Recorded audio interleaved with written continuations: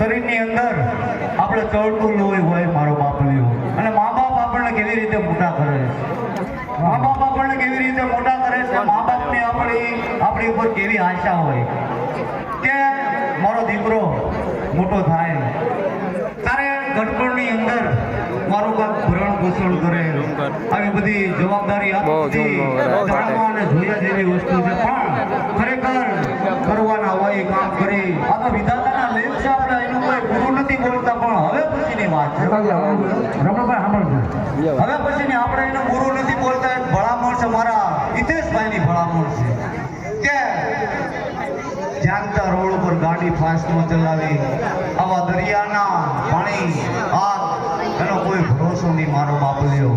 અને 25 વર્ષની ઉંમરની અંદર મા બાપે લાડ લડાવી અને મોટો કર્યો હોય મારો બાપલિયો, અને પલભરની અંદર પ્રાણ પંખીડું ઉડી જાય તો એને કાંઈ સારું ન કહેવાય. એટલે દરેક મારા ભાઈઓને વિનંતી કરું કે કાંક મા ભગવતી બહુચરને મને નહીં હો, બહુચરને માનતા હોય તો કાંક અવળા રસ્તે હાલતા હોય તો કાંક સીધા રસ્તે હાલજો, મારી એટલી ભલામણ છે.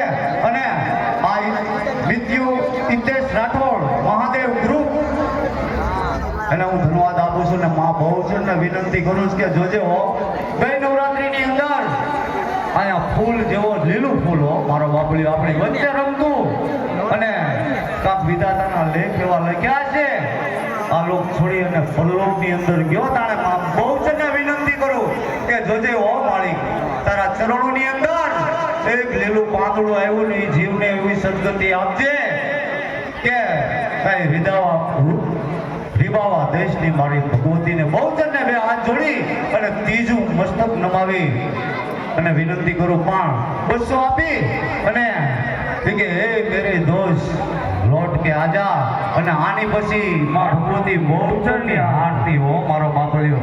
જેટલા નામ હોય એ બધા ઉપર વિયાવો અને ટાઈમ જાજો થઈ ગયો છે. હવે આ છેલ્લું ગીત મૂકી અને માની આરતી ઉતારવાની છે.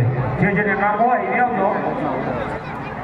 હા હા, જેના નામ હોય અહીંયા વિયાવજો, આરતી છાત તૈયાર થઈ જાય.